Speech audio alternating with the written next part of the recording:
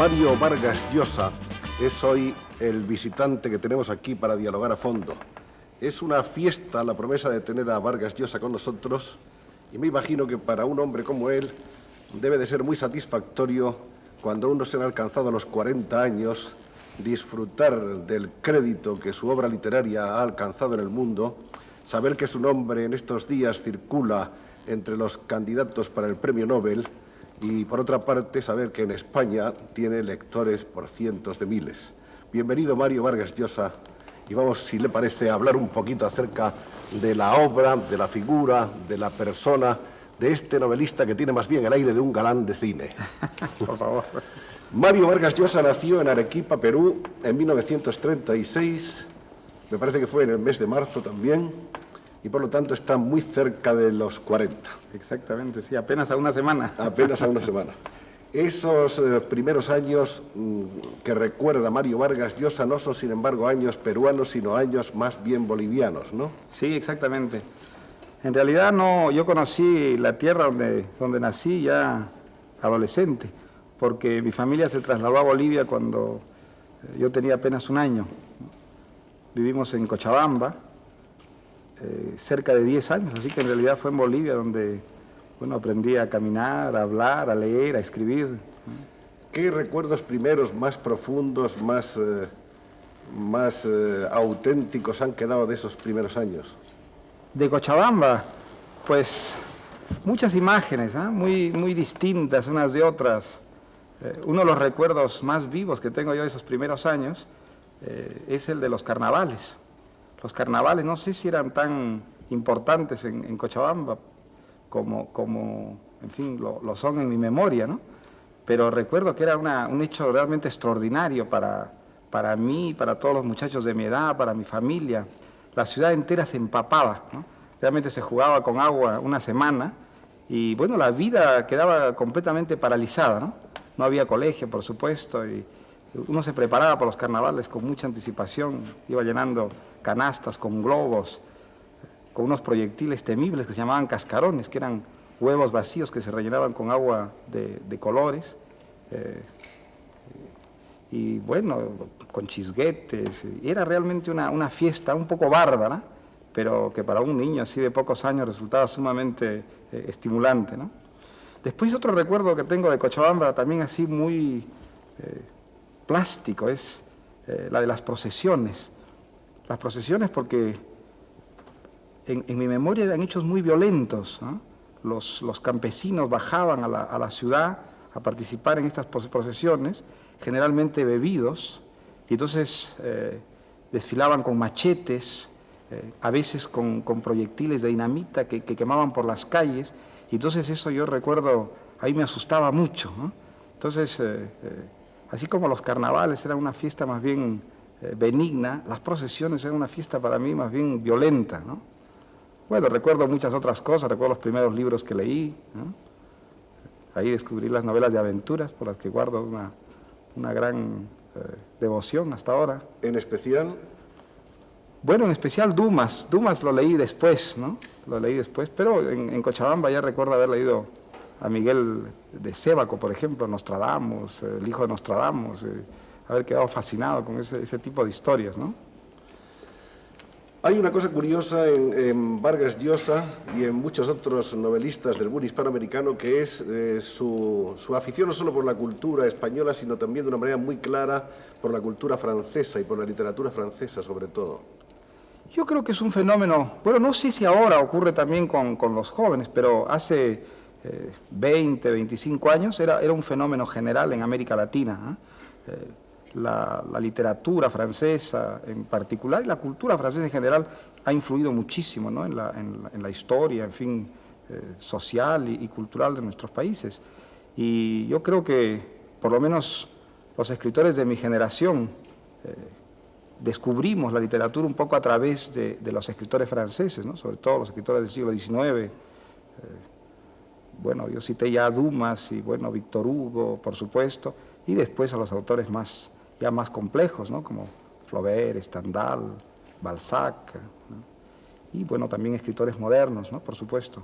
Sartre, me imagino. Sartre mucho. Bueno, yo hablaba de las primeras lecturas, ¿no? Antes de las lecturas ya universitarias. Cuando yo entré a la universidad, por supuesto, es decir, Sartre y Camus, digamos, eran un poco los maestros intelectuales de mi generación, y creo que ocurría eso prácticamente en todos los países de América Latina, ¿no?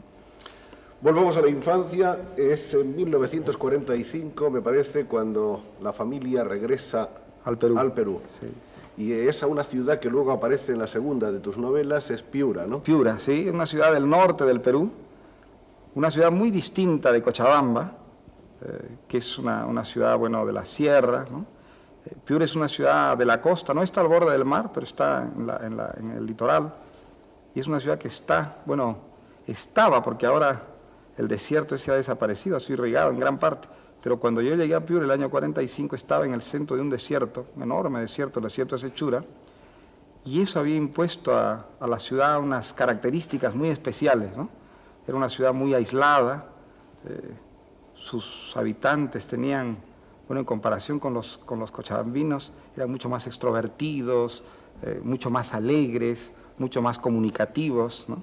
Era una ciudad que vivía en la calle, y bueno, yo viví 2 años en esa época ahí en Piura, y tengo un recuerdo realmente imborrable de ese periodo, ¿no? ¿Fueron años más felices? Sí, bueno, felices relativamente, pero por lo menos fueron años muy ricos en experiencias, sí. Por una parte perdí los compañeros que tenía en el colegio, eso siempre para un niño a veces es un poco traumático, ¿no? Hablaba como boliviano y entonces se burlaban de mí los compañeros en el colegio. Pagué, bueno, un poco el precio que te paga todo forastero para ser aceptado en una nueva sociedad, ¿no? Pero al mismo tiempo Piura era una ciudad llena de color y un mundo un poco aventurero, ¿no? Había barrios muy diferenciados unos de otros, entre los que había rivalidades terribles, ¿no? Y para mí, desde el punto de vista ya de la literatura, resultaron años muy fecundos, porque a base de recuerdos y de nostalgia piurana he escrito buena parte de lo que he escrito, ¿no? Había mucha sustancia novelesca en Piura, por lo visto. Sí, cosas que en la memoria se me grabaron muy fuertemente y que después me sirvieron por lo menos como estímulo, ¿no? Para muchas historias y muchos personajes. ¿Cuándo Mario Vargas Llosa se da cuenta de que es un escritor o cuándo siente la inclinación de escribir? ¿Empieza en esos primeros años o más tarde? Sí, bueno, yo creo que ocurre siempre, ¿eh? Fue un proceso un poco misterioso que se fue manifestando, pero no de una manera fulminante a través de un hecho decisivo, ¿no? Sino más bien de una manera paulatina, gradual. Comenzó como un juego. Yo recuerdo que en Cochabamba ya escribía poemas que eran, bueno, imitaciones, paráfrasis de cosas que leía, ¿no? Comencé a escribir pequeñas historias, en Piura también escribía pequeñas historias, ¿no? En ese tiempo vivía yo con mis abuelos y con unos tíos que me celebraban mucho estas aficiones, porque era la familia materna mía, y en la familia materna había una tradición de, si no de escritores, de amantes de la literatura. Y entonces era una actividad que, bueno, yo más o menos comparaba un poco con los deportes, con los juegos, los otros juegos, ¿no? Ya fue después cuando yo tuve que elegir una carrera, tuve que entrar a la universidad, cuando se me planteó la literatura como una alternativa posible, ¿no? En realidad ya entonces era lo que más me interesaba, era lo que hacía con más gusto, era lo que hubiera querido dedicar más tiempo, pero claro, en un país como el Perú, es decir, era inconcebible que alguien en su sano juicio pudiera elegir la carrera literaria, ¿no? Es decir, yo voy a ser un escritor, ¿no? Era como elegir, bueno, la locura o un disparate de ese tipo, ¿no? Claro. Entonces elegí la abogacía, que es lo que suele ocurrir con muchos escritores, ¿no? Y entonces estudié Derecho, aunque muy pronto descubrí que jamás sería capaz de ejercer el derecho, ¿cierto? Que descubrí que era una aberración peor que la literatura, por lo árido y entonces trabajé en periodismo mucho tiempo, pero todos esos años seguí escribiendo, ¿no? Y seguí escribiendo y la literatura se fue ganando terreno. Hay una noticia acerca de una obra de teatro escrita a los 16 años, sí, titulada La huida del Inca, ¿no? Sí, sí. Sí, es una obra que escribí cuando estaba en el colegio todavía. Me gustaba mucho el teatro, es decir, Es lo primero que escribí más o menos en serio, ¿no? En serio en el sentido de que me tomó mucho tiempo, rehice muchas páginas, ¿no? Sí. No recuerdo ni siquiera de qué se trataba, me acuerdo que era una obra que comenzaba en la época contemporánea, el personaje era un escritor que se extraviaba en un viaje al Cusco y ahí se encontraba con unos indios que le contaban una leyenda incaica, que era el cuerpo de la obra, y luego había un epílogo donde el escritor, bueno, volvía a la ciudad con esta leyenda, pero ya no recuerdo la leyenda ni... Bueno, mientras tanto han pasado otras cosas simultáneamente en la vida de Vargas Llosa. Ha ido a Lima en el año 47 y en el año 1950 se produce su entrada en el famoso colegio, en el colegio que quizá era famoso entonces, pero que es mucho más famoso. El Leoncio Prado. El Leoncio sí. Prado desde la novela. Ese colegio parece que marcó algo importante. Sí, absolutamente, en la sensibilidad fue un del trauma, joven. sí. Bueno, está asociado en cierta forma con la literatura, mi ingreso a este colegio. Mi padre descubrió, cuando yo estaba en segundo de media, estas aficiones literarias mías, ¿no? Y entonces, con mucha razón, se alarmó y quiso, bueno, impedir que esta tendencia tan peligrosa, pues, prevaleciera. Entonces pensó que un buen remedio podía ser el colegio militar, ¿no? Este era un colegio muy, muy especial, porque no era una academia militar, era un colegio, un liceo que, bueno, daba una enseñanza secundaria regular, pero que estaba colocado en manos del ejército. Es decir, el ejército tenía la organización, el control de los estudiantes, y al mismo tiempo que esos estudios regulares se hacía un entrenamiento militar intensivo, con lo cual uno quedaba liberado del servicio militar. Y era un colegio que tenía características también bastante especiales, porque era un colegio en el que estaba representado casi todo el Perú. Es decir, había muchachos que venían de familias muy adineradas, muy acomodadas, ¿no? A los que mandaban sus padres para que se corrigieran, porque eran, en fin, muy traviesos o muy flojos. Y después había muchachos de familias muy humildes que entraban a través de un sistema de becas bastante amplio que había, y porque veían en el colegio una antesala de la carrera militar, ¿no? Y además venían muchachos de provincias, de la sierra, de la selva, o sea que estaba representado un poco el Perú entero, ¿no? Ahora, cada uno aportaba a este colegio, pues, sus conflictos, sus traumas de región, de familia, de clase, ¿no? Y eso resultaba bastante explosivo. Además entramos ahí de 14 años, de 13 años, ¿no? Una edad muy delicada en la vida de una persona, ¿no? Y entonces todo ese mundo sometido a una disciplina militar, pues producía realmente a veces reacciones traumáticas, y creo que fue mi caso. ¿Sí? Yo la pasé muy mal en el Leoncio Prado. ¿Sí? Bueno, por una parte descubrí un poco lo que era mi país, descubrí la violencia terrible en las relaciones humanas, ¿no es cierto?, que yo creo que son bastante características del Perú y que hasta entonces ignoraba. ¿Sí? Yo vivía en un mundo, pues, que era un mundo, diríamos, un poco marginal al mundo del Perú violento. Pero por otra parte fue un choque muy brusco, es decir, yo no estaba en absoluto preparado, ¿no?, para esa violencia en las relaciones y además a ese sistema disciplinario tan terriblemente estricto. Y yo recuerdo mucho que desde que fui cadete pensé escribir alguna vez, pensé escribir una novela o no sabía exactamente qué, pero quería escribir algo aprovechando de esta experiencia o más que aprovechando, vengándome un poco de esta experiencia, ¿no? Era sacarme encima esa especie de... Era una pequeña revancha, ¿no? Sí, era una manera de sacarme de encima ese trauma, ¿no?, que fue descubrir este mundo, ¿no? Y sin embargo, visto desde lejos, visto desde aquí, por ejemplo, el peruano es un hombre encantador, es un gran señor que dialoga con muchísima cortesía, que es muy ceremonioso, que es muy cortés, ¿no?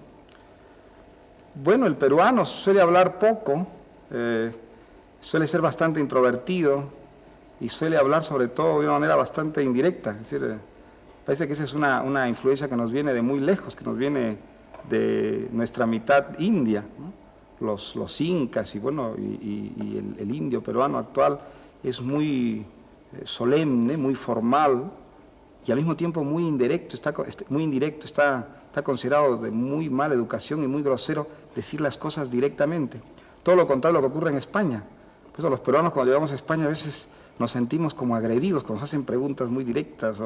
Eso en el Perú no suele ocurrir, las preguntas generalmente se hacen dando una gran parábola, ¿no? ¿Cómo debemos seguir conversando? ¿Con parábolas? No, yo estoy acostumbrado a la manera española, he vivido muchos años aquí, o sea que... Así es, Vargas Llosa es un hombre que conoce muy bien el medio español, ha estado aquí bastante tiempo. Bueno, ya vino aquí la primera vez. ¿Qué año era cuando vino la En primera el vez? 58, al terminar la universidad. En el sí. 58, con una beca que creo Una que... beca que daba la Universidad de San Marcos. Sí, y que era una beca que creo que estaba dotada, como casi todas las becas, de una manera muy precaria, ¿no? Sí. No, era una beca que estaba dotada con $120, que en el año 58 era una fortuna en Madrid. Realmente viví como un príncipe con esa cantidad, sí. Pero yo había oído contar que Vargas Llosa tuvo que inventarse otras muchas cosas para tener ingresos extra. No, fue antes de venir aquí. Ah, fue antes de eso. Fue antes de venir aquí, sí, cuando era estudiante. Cuando era estudiante trabajé en muchos sitios, sí. ¿Y el famoso grupo de danzas incaicas a qué época pertenece? Eso fue el año 58, fue en Madrid, sí. Fue en Madrid. Cuando estaba en la universidad, aquí hubo un festival folclórico en Cáceres.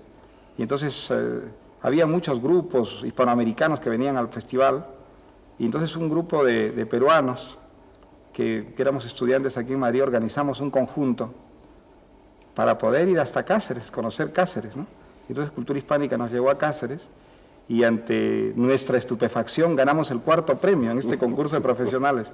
Entonces nos llevaron a bailar por todas las plazas de toro de España durante un mes. Sí. Pero eso no estaba hecho entonces con el ánimo de ganar dinero, sino con el ánimo... No, con el ánimo de conocer Cáceres exclusivamente, sí. Sí. Fue muy divertido porque era un grupo de 8 y en realidad solamente había 6 peruanos y teníamos 2 gallegos disfrazados de peruanos a los que les habíamos prohibido hablar para que no reconocieran por el acento que eran españoles. O sea que hay una época ahí un poco como bohemia, muy divertida también en el fondo, ¿no? Sí, muy divertida, sí. Y hubo una época peor, que fue esa época de los muchos oficios. ¿Cuál fue esa? Pues esa fue antes de venir aquí a España. Yo me casé muy joven, me casé la primera vez muy joven, a los 19 años, sin dejar de estudiar. Entonces pasé de ser un hijo de familia a ser un amo de la casa. Y entonces pues tuve que empezar a buscar trabajos. Y los trabajos que conseguí eran todos muy mal pagados, de tal manera que tuve que reunir varios y llegué a reunir hasta 7 trabajos. ¿Simultáneamente? Simultáneamente, sí. Trabajaba, bueno, eran trabajos por horas, ¿no? Muy distintos todos, ¿no? Trabajaba en una radio, trabajaba en una biblioteca, trabajaba con un historiador, un profesor mío de la universidad, hacía reportajes para una revista, escribía crónicas para un suplemento y tuve un trabajo hasta estrafalario, que era fichar los cuarteles de la época colonial del Cementerio General de Lima, porque no sabía qué muertos estaban ahí. Entonces a mí me pagaban por muerto, llevaba unas fichas cada semana, tantos muertos catalogados, me pagaban por muerto una cantidad que no recuerdo, era una cantidad bastante ridícula. 7, eso es lo que aquí llamamos el pluriempleo, ¿no? Sí. 7 trabajos a un tiempo. Y pues eso lo he conocido yo, sí. Sí. Eso le permitía a Vargas Llosa, naturalmente, poder seguir trabajando, estudiando. Sí. ¿Escribiendo también ya? Bueno, pues escribía, desgraciadamente no tenía mucho tiempo para escribir, no escribía los domingos y en las noches, pero generalmente llegaba tan cansado que no hacía sino intentar escribir, ¿no? En realidad, esos años, pues, bueno, la literatura era muy importante para mí, ¿no? Probablemente era lo que más me importaba, pero era lo que menos tiempo le dedicaba, ¿no? Fue en realidad aquí a llegar a España el año 58 con esa beca, cuando ya, bueno, podía disponer prácticamente de todo mi tiempo, que me dediqué a la literatura de una manera así, bueno, podríamos decir, exclusiva en cierta forma, ¿no? Bueno, después he tenido otros trabajos, por supuesto, pero a partir de entonces comencé a elegir los trabajos ya en función de la literatura. Fue aquí en Madrid, el año 58, creo, cuando comencé a ser un escritor de verdad, ¿no? Vamos a hablar entonces un poco ya de la obra de Mario Vargas Llosa, la primera obra conocida y publicada, olvidada esa de los 16 años de la huida del Inca, es Los Jefes, que aparece en España en el año 59, y que era una serie de cuentos, ¿no? Sí, eran cuentos que había escrito en Lima, la mayor parte de ellos a base de recuerdos piuranos, precisamente. Eran recuerdos de los años que viví en Piura, o personajes, o pequeñas, en fin, situaciones, ¿no?, vinculadas a esa ciudad, y que traje a llegar a España y presenté aquí a un concurso de libros de cuentos, que había organizado una editorial de Barcelona, que se llamaba la Editorial Rocas, y ese fue mi primer libro publicado. ¿Guardas por él una cierta estimación o más bien no quieres acordarte de ese libro? Bueno, no me desolidarizo de él, pero son cuentos, claro, adolescentes y muy imperfectos, ¿no? La ciudad y los perros es el libro que hace que se conozca sobre todo el nombre de Vargas Llosa, ¿no? Es el primer libro que hace que el nombre se ponga en circulación de una manera ya importante. Sí, además es el primer libro que escribí en serio, es decir, trabajando mucho y tratando pues realmente de esforzar al máximo, y además con una cierta ambición, diríamos, ¿no? Desde el punto de vista ya de la propia novela, ¿no? La Casa Verde es una novela que plantea una temática completamente distinta y en la que al parecer Vargas Llosa ya no vive solo de sus recuerdos, de sus vivencias infantiles, sino que tiene ya que incluso investigar de cerca hasta la atmósfera, el ambiente, la zoología, la botánica. ¿Es así o no? Bueno, mire, en realidad todo lo que he escrito parte siempre de experiencias personales, ¿ah? O de algunos hechos vividos, de algunas personas conocidas, o de situaciones que más o menos han estado cerca, ¿no? de mi propia experiencia. En realidad eso ha ocurrido en todo lo que he escrito hasta ahora de ficción. Lo que pasa es que eso, bueno, nunca se queda ahí, es decir, siempre ese es un punto de partida simplemente, y luego después ya eso se mezcla con elementos puramente imaginarios. En La Casa Verde, la mitad de la historia está situada en Piura y está escrita casi exclusivamente con la memoria y con la nostalgia, ¿no? Ahora, la otra parte de la historia que ocurre en la selva sí me exigió una cierta documentación, porque la selva yo la conocía de una manera muy superficial, ¿no? Había estado ahí, sobre todo cuando hice la primera versión de la novela, había estado apenas 3 semanas, y entonces tenía una gran inseguridad. Cada vez que situaba la historia en la selva, pues tenía muchas dudas, y entonces traté de suplir un poco esa falta de conocimiento de la selva con lecturas y con investigación, ¿no? Pero en realidad siempre ha sido una mezcla de ambas cosas, de hechos vividos y hechos imaginados, todo lo que he escrito, ¿no? Yo no creo que podría escribir una historia puramente imaginaria, exclusivamente utilizando la fantasía, ¿no? De cualquier manera, es también interesante destacar que cuando hace falta un esfuerzo de investigación, el esfuerzo se hace, ¿no? Porque no era solo ir y ver cómo era la selva o qué plantas había en la selva, era sobre todo ver cómo había sido contada, narrada o descrita. Creo que tuviste que leer muchos libros sobre la selva. Leí muchos libros. Durante un año prácticamente solo leí libros sobre la Amazonía, leí algunos libros científicos, pero sobre todo leí libros de viajes y leí literatura de ficción sobre la Amazonía, ¿no? Que hay muy abundante, y es una literatura muy folclórica, es una literatura muy local, ¿no? Descubrí cosas muy divertidas leyendo libros sobre la Amazonía, y era que la imaginación permea prácticamente todo lo que se ha escrito, no solamente la ficción, sino también los libros científicos, en fin, supuestamente científicos sobre la selva. Me acuerdo mucho un libro de un aparente especialista en la flora y la fauna amazónica, que catalogaba entre las especies amazónicas animales puramente imaginarios, animales de las leyendas, del folclore amazónico. Sí. Pero hay muchos casos de eso. Es que es un mundo muy imaginario la selva, ¿no? La Casa Verde empezó siendo un cuento. Sí. Y además estaba proyectado como cuento. Sí. Y el cuento fue desbordando todas las previsiones y convirtiéndose, creo, en un momento en un mamotreto de 1000 y pico de páginas, ¿no? Sí. Bueno, casi todo lo que he escrito siempre ha nacido como una historia muy pequeña que luego va germinando y creciendo y mezclándose con otro tipo de historias. Y luego, más bien, el trabajo que tengo ya es cortar la historia y dejarla reducida a proporciones pues presentables, ¿no? Pero la Casa Verde comenzó. Yo desde que salí de Piura había querido escribir sobre una casa verde que conocí cuando era niño, en fin, un sitio que resultaba muy pintoresco y al mismo tiempo muy fascinante para las personas que teníamos pues 10 años en Piura, el año 45, ¿no? Que era una casa que estaba al otro lado del río, en pleno arenal, y que era un lugar un poco peligroso, era un lugar que estaba asociado a una serie de prohibiciones, a los niños no nos permitían acercarnos, nos hablaban muy mal de él, pero nadie nos explicaba muy bien por qué era tan malo, ¿no? Era una casa verde donde solamente había señoras, ¿no? Y a la que llegaban visitantes nocturnos, que eran siempre varones, y todo eso parecía muy pecaminoso y al mismo tiempo era muy excitante para la imaginación nuestra, ¿no? Entonces yo había querido escribir alguna vez algo, una historia vinculada a esta imagen que tenía. Escribí primero un cuento que no salió y Después, ya cuando estaba aquí viviendo en Europa, pues bueno, retomé esa vieja idea, ¿no? Pero esa idea se mezcló con otra idea que tenía sobre una novela vinculada a la selva, porque esas 3 semanas que estuve en la selva también ahí vi muchas cosas que me resultaron muy estimulantes desde el punto de vista literario, ¿no? Y la mezcla de esas 2 ideas es lo que resultó en esta novela, ¿no? Que es una novela muy importante, supongo, en la bibliografía de Mario Vargas Llosa, y que por otra parte obtuvo un premio de gran importancia, que fue el primer premio Rómulo Gallegos, sí. El año 66 en Caracas, ¿no? Sí. Donde, por cierto, en ese momento se produce un hecho que tiene su importancia histórica, y es que Mario Vargas Llosa conoce al otro protagonista, porque aunque son más, parece claro que los 2 protagonistas fundamentales del llamado boom hispanoamericano, son precisamente Vargas Llosa y García Márquez. Tú conociste a Gabriel García Márquez en Caracas, sí, en ocasión de recoger tu premio. Exactamente, sí. Nos conocimos al llegar en el aeropuerto. Llegaba de México y yo llegaba de Londres, y nos conocimos ahí en el aeropuerto. ¿Sí?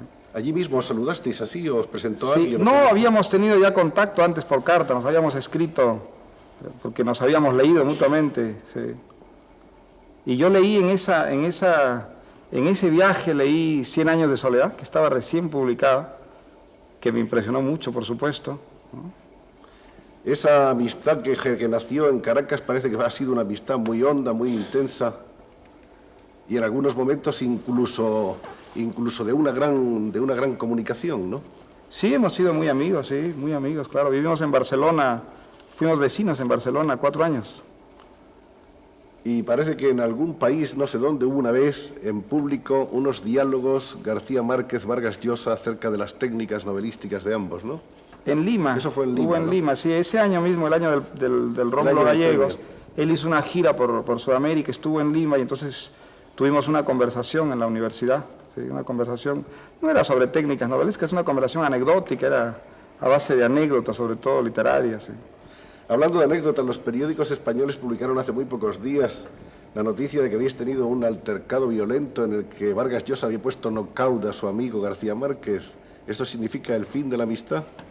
Bueno, los periodistas tienen a veces más imaginación que los propios novelistas. ¿Pero qué pasó? ¿O es mejor ignorarlo? Bueno, ha habido un incidente, efectivamente, pero que no tiene, en fin, características ni literarias ni políticas, como han dicho los periódicos, ¿no? Me he encontrado aquí con una revista donde he visto que este incidente parece que ha sido fraguado por un editor para levantar las ventas del Otoño del Patriarca y Pantaleón y las Visitadoras.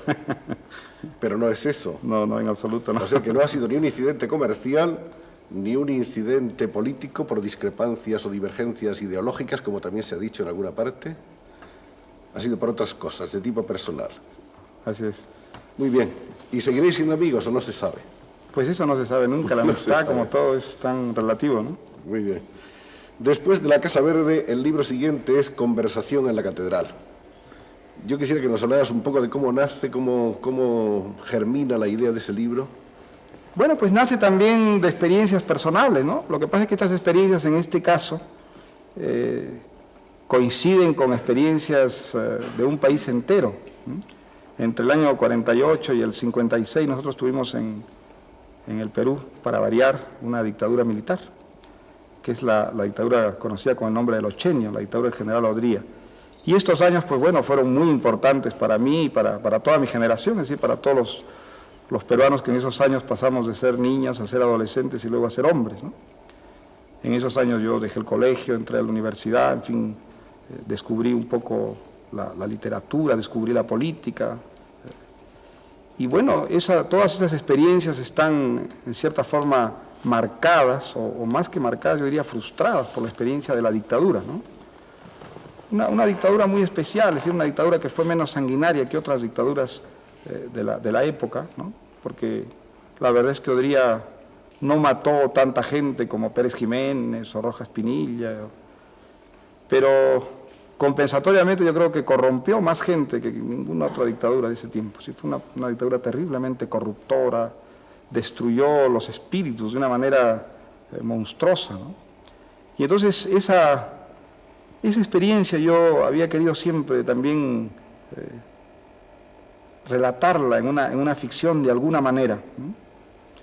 Bueno, esa es la idea que está en el origen de Conversación en la Catedral, es describir una sociedad bajo el imperio de una dictadura de este tipo, una dictadura militar, corruptora, pero no contar esta historia políticamente, sino contarla en las manifestaciones que tienen los distintos aspectos de la vida, ¿no? La universidad, la familia, el trabajo, en distintas generaciones y también en distintos sectores sociales, ¿no? Era una novela que me planteó muchas dificultades, porque claro, el tema era tan vasto, no encontraba yo una manera de atraparlo, ¿no? Hasta que, bueno, después de dar muchas vueltas, encontré la fórmula que apliqué en la novela, que es la fórmula de una conversación, de un diálogo entre un muchacho, antiguo universitario, antiguo militante clandestino, y un antiguo guardaespaldas de funcionarios de la dictadura, ¿no? Y un poco a través de la vida de estos dos personajes, de los recuerdos de estos dos personajes, ir, bueno, desvelando la historia de esa sociedad. Hay una concentración de tipos y de gentes realmente muy interesante y muy amplia, muy variada. Sí, bueno, yo llegué en algunos momentos a creer que perdía el hilo, ¿no? Es decir, me costó mucho, ese libro que más trabajo me ha costado, es, creo, el libro más ambicioso que he escrito, ¿no? Cuando me preguntan siempre de todo lo que he escrito, qué es lo que prefiero, qué es lo que menos me disgusta, siempre digo que es Conversación a la Catedral, quizá porque es el libro que más dolores de cabeza me dio, ¿no?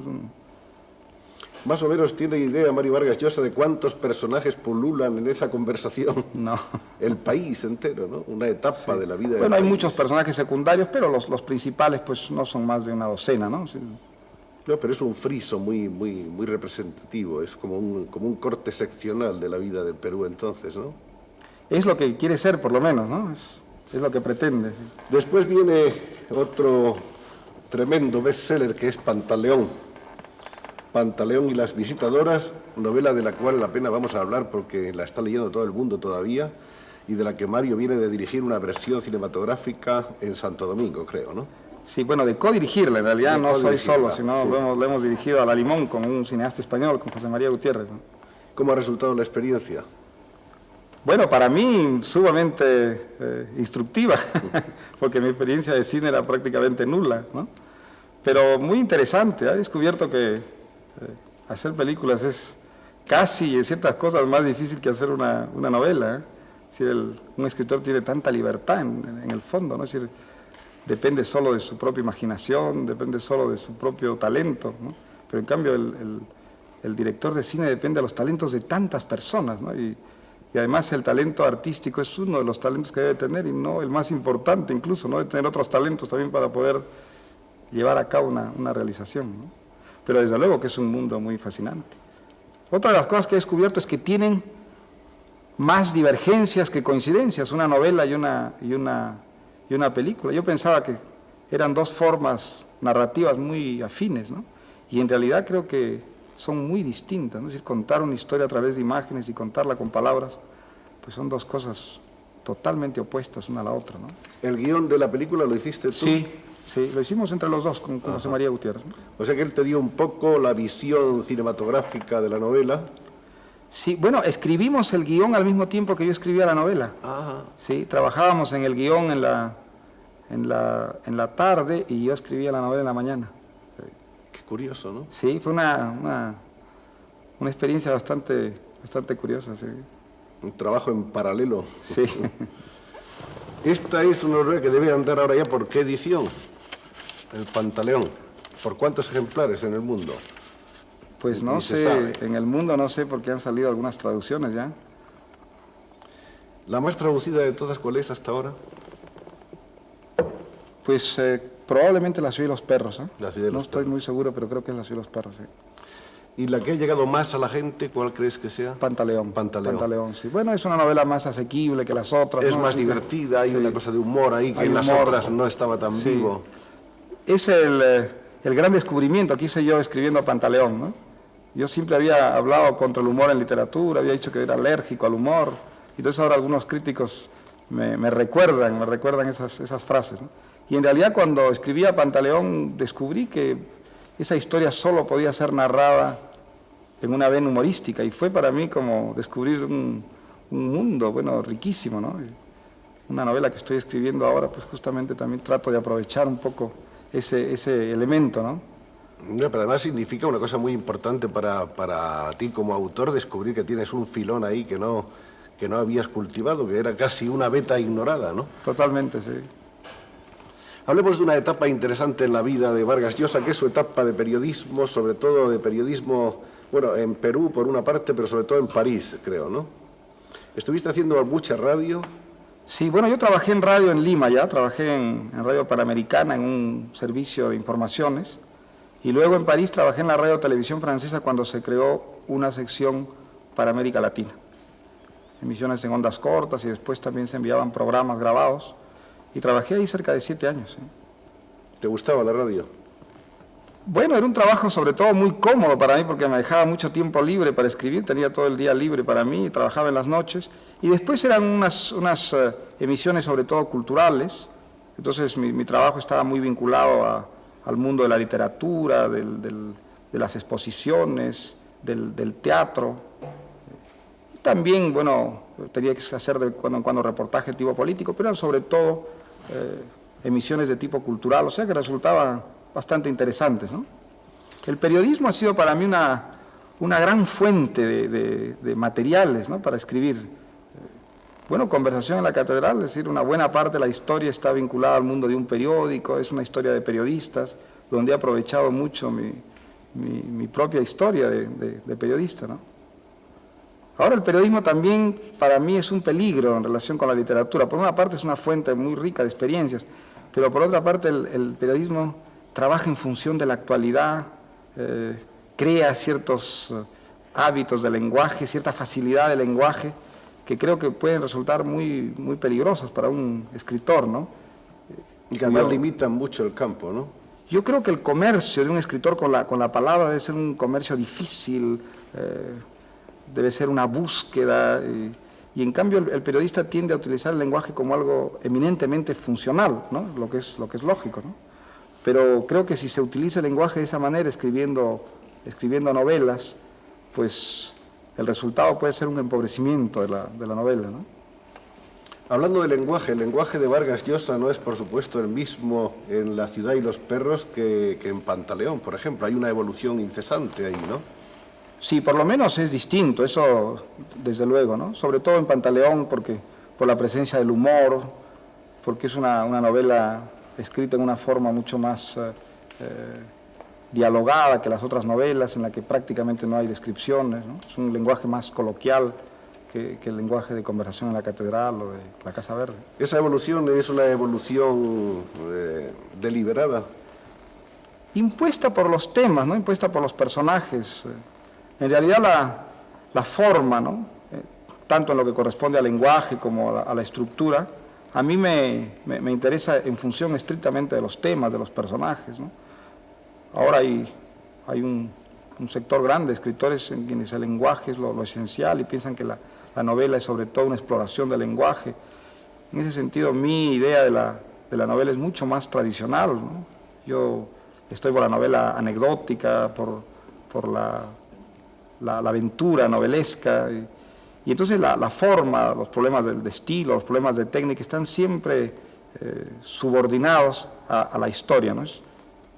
Su razón de ser es, bueno, dar a la historia la mayor verosimilitud posible, la mayor plasticidad. Crearla de la manera más completa posible.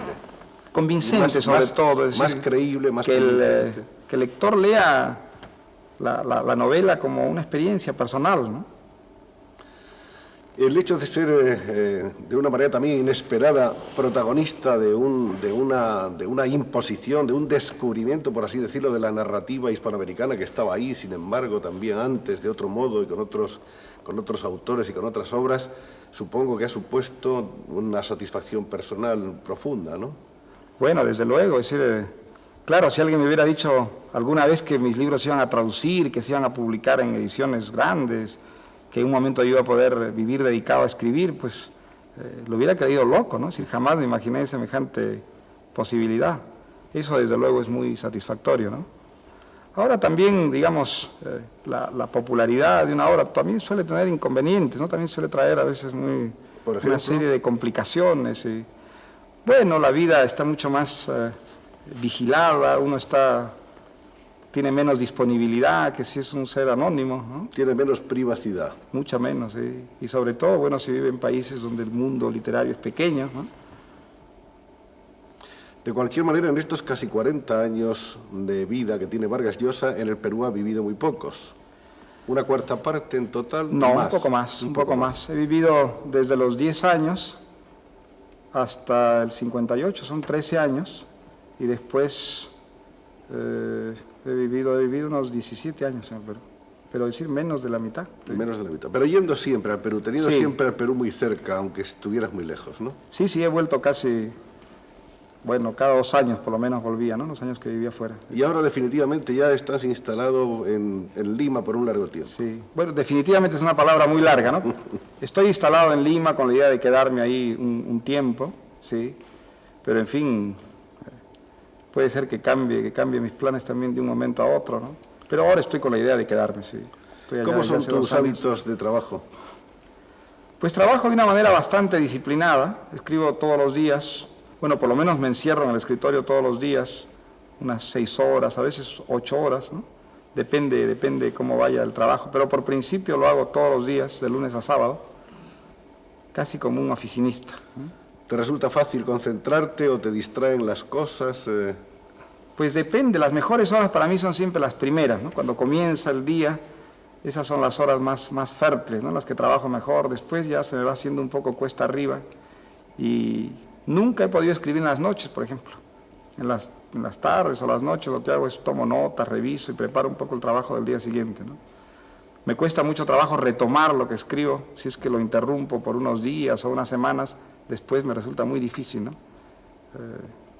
Generalmente el comienzo de una novela es muy dificultoso, tengo una gran inseguridad, muchas dudas, y es la parte más fastidiosa, ¿no? Ahora, una vez que tengo un borrador más o menos terminado, entonces sí, el trabajo resulta muy excitante, trabajo mucho más horas y ya tengo una confianza mucho mayor. Sí, para mí lo que resulta maravilloso en mi trabajo es ese momento en el que ya la historia parece tomar forma y ya comienza a tener una vida propia, es decir, ya hay ciertas cosas que uno ya no se atrevería a hacer que hagan los personajes y en cambio aparecen otras cosas que resultan inevitables, ¿no? Es decir, cuando ya se crea un sistema de relaciones que uno debe respetar, ¿no? Y entonces descubre cosas que no quiso, es decir, que no supo que ponía, ¿no? Ese momento para mí es muy fascinante siempre, ¿no? La novela española hoy, ¿cómo la ves? Pues en muy buen pie, me parece que tiene un momento muy interesante. Creo que ahora con la apertura, y si es que la apertura en lo que se refiere a censura es real y profunda, pues yo creo que la novela española, la literatura española en general tendrá un verdadero apogeo. Y de los novelistas anteriores a este momento, vigentes muchos de ellos todavía, ¿quiénes te han interesado? Por ejemplo, Delibes, Cela... Sí, desde Torrente. luego, Delibes, Celas, Torrente, Ballester, a quien leí con mucho gusto. Y bueno, y también escritores más jóvenes, ¿no? Que creo que son escritores muy interesantes y que quizá no estén suficientemente, justamente valorados en lo que son, ¿no? No sé, por ejemplo, pues Benet me parece un escritor muy importante. Me gustan mucho las novelas de Juan Marcé, yo soy un gran entusiasta de las novelas de Marcé, que me parece un escritor muy original, con un humor muy extraordinario, ¿no? Y hay una novela que me parece muy interesante, la novela de Luis Goytisolo, publicada en México y que creo que ahora ya circula en España, que es Recuento, ¿no? Que creo que es uno de los libros más ambiciosos que se han escrito en los últimos años en lengua española, ¿no? Una novela sobre Barcelona como historia, como problemática, como mito. Creo que es un libro realmente muy ambicioso, ¿no? Sí, creo que la novela española tiene una serie de logros, ¿no es cierto?, muy significativos y que a veces los críticos españoles pues no han valorado suficientemente. Y entre los demás escritores hispanoamericanos de esta hora, entre los demás novelistas del boom, ¿a quién destacarías? Bueno, yo creo que el boom no existe, es decir, creo que el boom es una nebulosa que nunca nadie supo muy bien qué cosa era, ¿no? Yo creo que fue el descubrimiento de una literatura que estaba ahí marginada, arrinconada, ¿no? Luego ha cristalizado en unos cuantos nombres, pero en realidad pues es más que esos pocos nombres, ¿no? Creo que gracias al boom se descubrieron a escritores extraordinarios, como Borges, por ejemplo, que apenas si era leído fuera de Argentina y que hoy día es leído en todas las lenguas del mundo, ¿no? Y escritores como Octavio Paz, por ejemplo, que no escribe novelas, pero que es un gran ensayista y un gran poeta, en cierta forma, bueno, adquirió una audiencia y gracias a ese fenómeno que fue el de los novelistas, ¿no? ¿Hacia dónde apunta ahora la novela? La novela en castellano. Sí, pues yo creo que hay una enorme diversidad, ¿eh? Me parece que hay una corriente que apunta cada vez más hacia lo experimental, hacia esa exploración lingüística, que es una corriente que yo veo bastante de lejos, no es el tipo de novela que a mí me entusiasme más, ¿no? Y que tiene precisamente en Veneta, uno de sus grandes cultores, ¿no? Pues esa corriente, que en España es tan importante, así entre los escritores jóvenes, en América Latina también hoy en día. Es decir, hay muchos jóvenes que trabajan la novela en esta dirección, ¿no? Y después yo creo que con los géneros pasa un poco algo curioso, es decir, que hay momentos para cada género, ¿no? Y tengo la impresión de que la novela ha entrado ahora, por lo menos en América Latina, en relación con los pasados 10 años, en un cierto estancamiento, ¿no? Y que más bien ahora es la poesía, el teatro, el ensayo, lo que está desarrollándose más, ¿no? O sea que puede producirse ahora un relevo otra vez en la antorcha, en la carrera. Pues debería ser, sí. Lo que no sabemos es cómo, ni cuándo, ni con quién, ¿no? Exacto. Y esa noticia de que se está promocionando el nombre de Vargas Llosa para el Premio Nobel de Literatura de este año es una noticia, me imagino, que también muy satisfactoria para un escritor. Pues es primera noticia, yo no sé quién la anda promocionando, es un... me parece que no tiene mucho sentido y muchos pies ni cabeza, pero no la había oído hasta llegar aquí a Madrid. Bueno, se habla de varios... Yo sé que en Madrid tengo muchos amigos, yo, y entonces se habla de varios escritores, se dice que para el Nobel de este año están propuestos García Márquez, Vargas Llosa, Camilo José Cela, y me parece que ahí se acaba la lista de los escritores hispanoamericanos o hispanohablantes. Pero de cualquier manera sería muy bonito, ¿no? Pues yo creo que hay escritores, en fin, que a quienes ese premio les correspondería con anterioridad, porque son escritores, bueno, mayores y con una obra ya prácticamente terminada, ¿no? Todos nosotros todavía estamos en plena lucha, pero por ejemplo un escritor como Borges, que yo creo que es un gran escritor, ¿no? Es decir, para un español o un peruano, como para un argentino, pues Borges es una figura absolutamente reconocida y hubiera debido tener el premio Nobel ya hace bastante tiempo, ¿no? Y sin embargo, bueno, pues veo que no se lo menciona en esa lista. No está, que yo sepa, no está. ¿Cómo está el Perú ahora? Pues, ¿en qué sentido? ¿Políticamente? ¿Tiene algo que ver con el Perú, ese descrito al principio de la conversación, ese Perú que se te revela en tus primeros años al regreso de Bolivia, tus primeros años en Piura, y luego en el colegio Leoncio Prado, cuando vas descubriendo cómo es tu verdadero país? ¿Sigue siendo el Perú como lo descubriste entonces? No, ha cambiado bastante en estos últimos años. Vive una situación muy difícil, es decir, económicamente está en una crisis terrible y políticamente pues también hay una situación bastante difícil, pero es indudable que en estos últimos años han habido algunos cambios, ¿no? Unos cambios positivos, cambios que eran indispensables, ¿no? Por las condiciones monstruosas de injusticia, en fin, que existían en mi país, ¿no? Hay que reconocer, ¿no? Que la Junta Militar en estos 8 años pues, ha introducido algunos cambios positivos, ¿no? Ha hecho una reforma agraria, por ejemplo, que es bastante profunda, y una política de participación de los trabajadores en las empresas que también es muy positiva y que tiende, ¿no? Creo que no lo ha conseguido, pero por lo menos tiende a disminuir las enormes diferencias sociales y económicas en el país. Ahora el problema es que junto con estas reformas positivas pues un gobierno militar que no ha nacido de las urnas, que no ha nacido del voto, que ha nacido de la fuerza, es un gobierno que tiene un lastre muy grande, ¿no? Entonces, ese lastre se ha acentuado mucho en los últimos años, ha habido tendencias autoritarias, intolerancia para con la crítica, se han clausurado revistas, se ha deportado a periodistas y políticos de oposición, en fin, han habido muchos abusos de ese tipo, ¿no?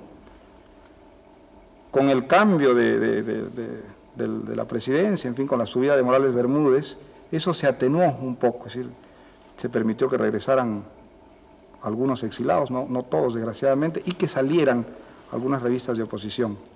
Pero de todas maneras la situación es muy, muy tensa y yo creo que mientras no se legalice el régimen, mientras no vuelvan a participar los civiles a través de las ánforas en la vida política peruana, pues no se va a encontrar una verdadera salida, ¿no?, para el problema político que vive el Perú, ¿no? Hablemos un poco del ensayo, que es otra de las vertientes de la actividad literaria de Mario Vargas Llosa. Aquí tenemos una, por ejemplo, la orgía perpetua sobre Flaubert, sobre Madame Bovary, y luego hay otro que yo sepa que es un estudio de García Márquez, Historia de un deicidio.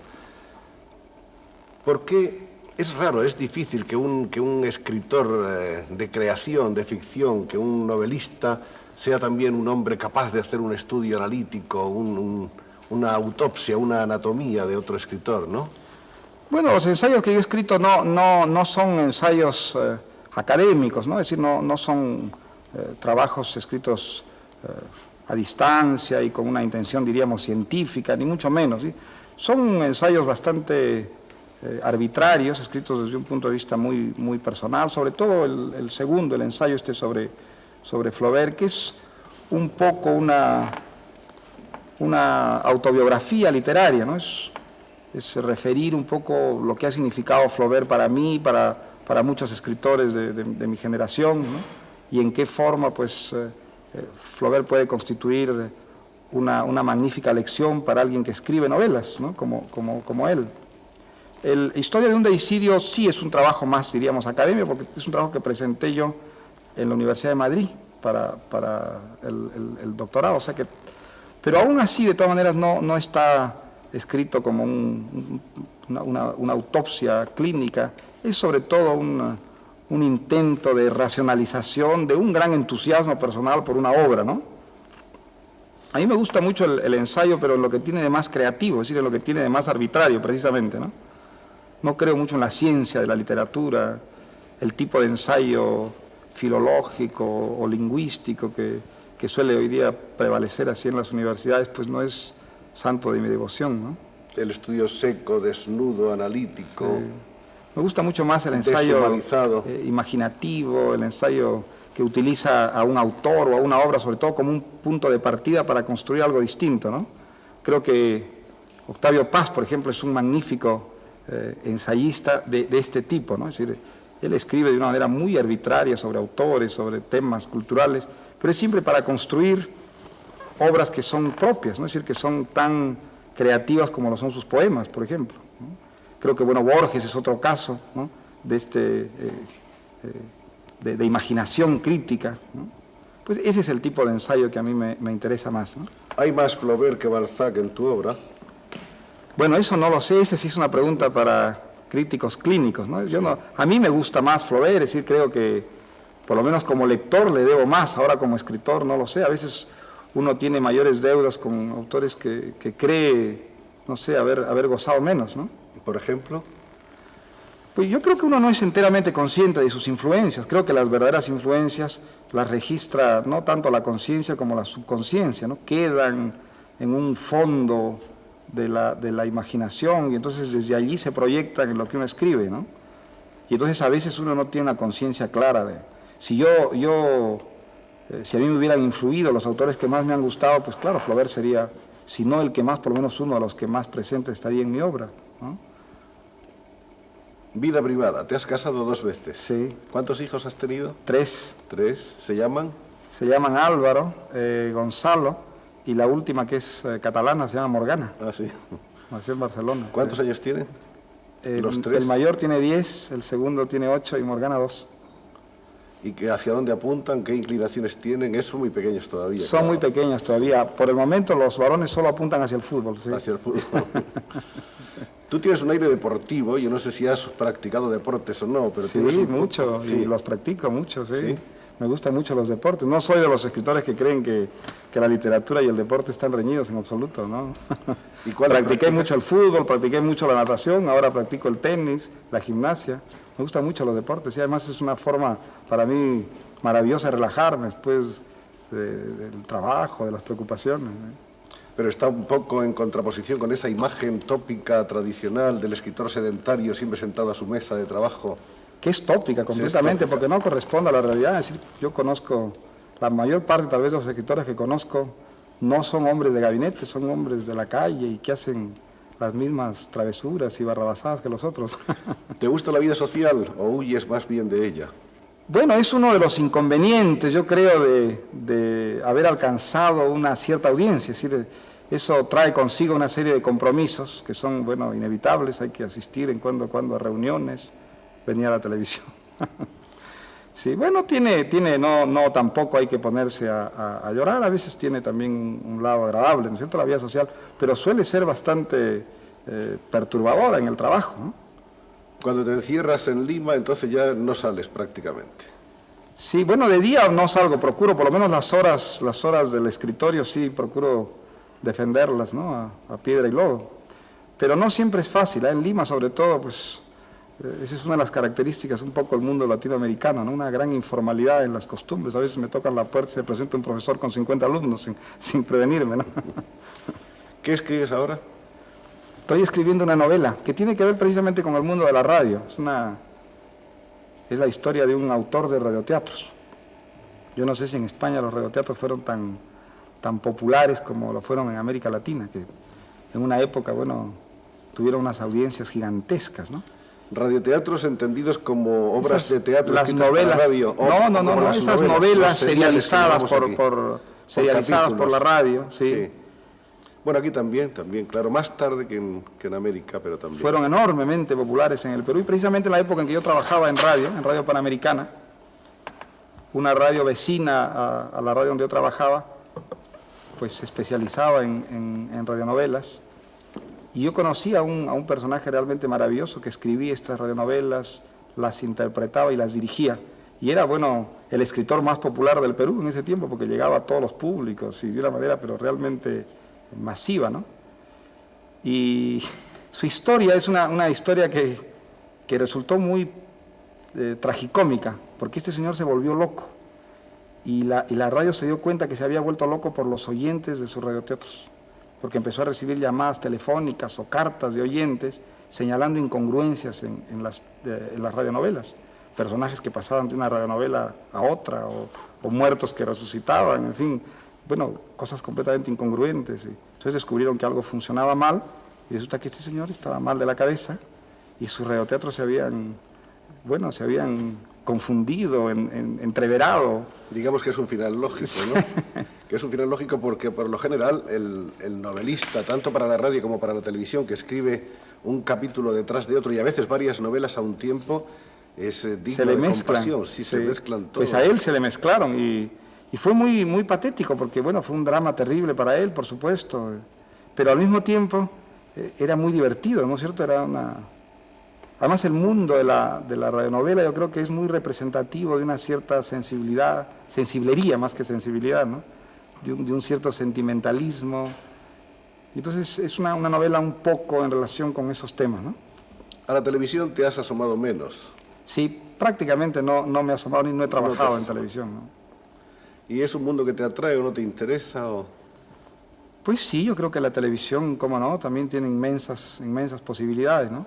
Lo que pasa es que en el Perú la televisión es un mundo muy limitado, hay un control de Estado muy fuerte sobre la televisión y entonces no ofrece, digamos, una mínima garantía de libertad, de disponibilidad, como para poder utilizarla de manera creativa, ¿no?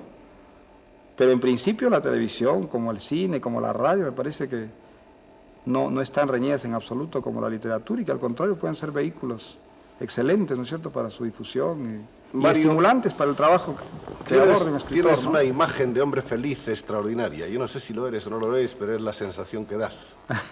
¿Lo eres? Pues dicen que las apariencias engañan, ¿no? No creo ser más infeliz o feliz que los otros. Creo que he tenido, bueno, mi ración de felicidad y de infelicidad como todo el mundo, ¿no? La ventaja quizás de los escritores es que la infelicidad se la curan escribiendo libros, ¿cierto? La mejor terapia para un escritor son sus novelas, sus historias. Por ahí sale todo lo que les hace daño y entonces quizás eso se debe a esa apariencia de hombre feliz. ¿Tus recuerdos más amargos son los del Leoncio Prado?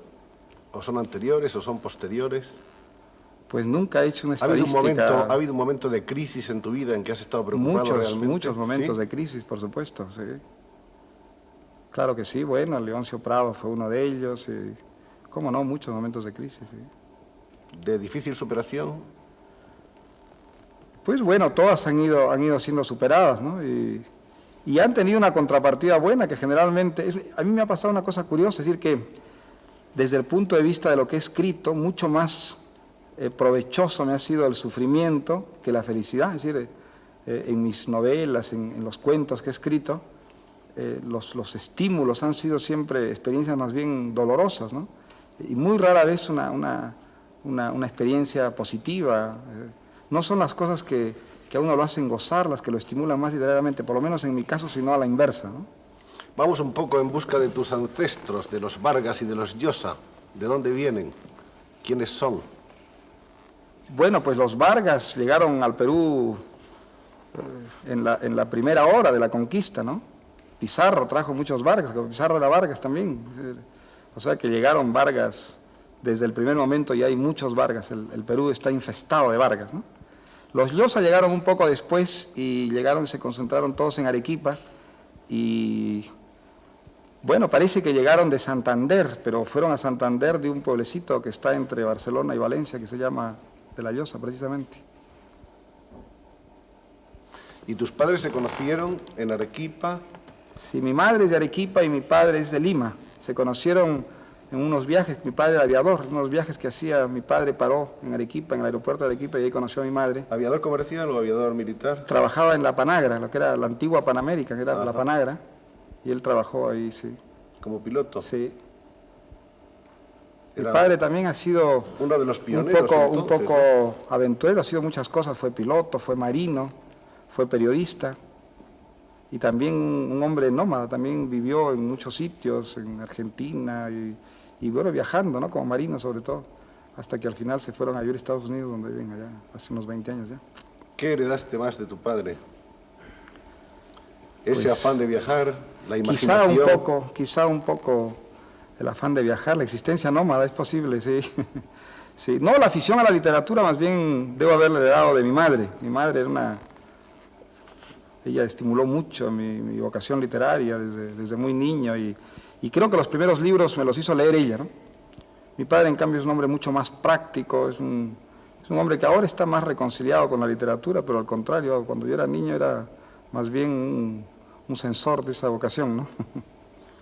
¿Y ahora cómo miras en general a las demás gentes que quieren escribir, a los que empiezan, a los que se proponen alcanzar quizá con las mismas reservas con que tú empezaste, a los que se proponen ser un Vargas Llosa del mañana? Bueno, yo creo que es una vocación, por una parte, maravillosa, ¿no? Porque yo creo que la exaltación que uno puede llegar a sentir cuando escribe es única, ¿no? Y por otra parte, creo que, a diferencia de lo que ocurre pues, con otras actividades, es una actividad que va envolviendo poco a poco toda la existencia de uno, ¿no? Uno comienza escribiendo en ciertos momentos y llega un momento en que ya vive para escribir, es decir, toda su vida está subordinada a la literatura, todo lo que hace, lo que no hace, lo que sueña, ¿no? Es única y exclusivamente un material literario, ¿no? Entonces eso es maravilloso y además creo que la literatura es también una de las mejores defensas que tiene el hombre contra el sufrimiento, contra las frustraciones. La literatura es un extraordinario consuelo, un arma maravilloso contra eso. Ahora, al mismo tiempo, es también una vocación que exige un inmenso sacrificio, una gran concentración, y creo que si un joven piensa que la literatura le va a deparar sobre todo satisfacciones, mejor cambia de vocación, porque creo que son mucho más los sinsabores que las satisfacciones que uno saca de la máquina de escribir, ¿eh? ¿Escribes siempre a máquina? Sí, bueno, a mano y después a máquina, ¿no? ¿Escribes para alguien en particular? Bueno, tengo a veces, o hago un esfuerzo para tener presente un lector, un tipo de mentalidad, ¿no? Pero no escribo en función de un público, no. Yo creo que ningún escritor lo hace. Yo creo que ese trabajo es muy egoísta, que uno escribe en función de sí mismo exclusivamente y que cuando esté escribiendo no piensa mucho más en uno que en el lector, ¿no? Y escribe en función sobre todo de una problemática personal, ¿no? Creo que es el más individualista y egoísta de los quehaceres, ¿no? El crear, bueno, debe ser lo mismo pintar o componer. Pero hay también una cosa de generosidad, que es darse, que es dar a los demás.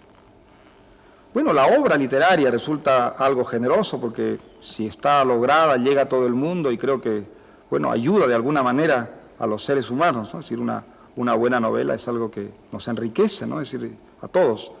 Pero no creo que en el momento de escribir un escritor aliente esos sentimientos generosos. No creo que ningún escritor escriba realmente con el propósito de servir a sus semejantes o mejorar a la humanidad. No, creo que es mucho más egoísta. Es decir, creo que uno escribe porque ha tenido cierto tipo de experiencias, sobre todo negativas, y que escribe, bueno, tratando de librarse de esas experiencias, de curarse de esas experiencias. Creo que la literatura es para el escritor lo que es la marihuana para un fumador de marihuana, o más que la marihuana, en fin, la heroína, ¿no? Para un adicto. Sí, me parece que hay una relación de ese tipo, ¿no? Que no es una profesión como puede serlo una profesión liberal, que es algo mucho más visceral y complejo, ¿no? Mario Vargas Llosa no fuma, como puede verse, bebe agua cuando bebe, que tampoco bebe, hace deporte, escribe. Diríamos que es como un nuevo talante, como una nueva cara, como una nueva máscara sonriente y deportiva del escritor de un nuevo tiempo. Si quieres decir alguna otra cosa a los espectadores españoles, ahora que tienes esta oportunidad de una confesión. Sí. No, pues nada, simplemente agradecerles, en fin, como a ti, su paciencia. Muchas gracias a Mario Vargas Llosa.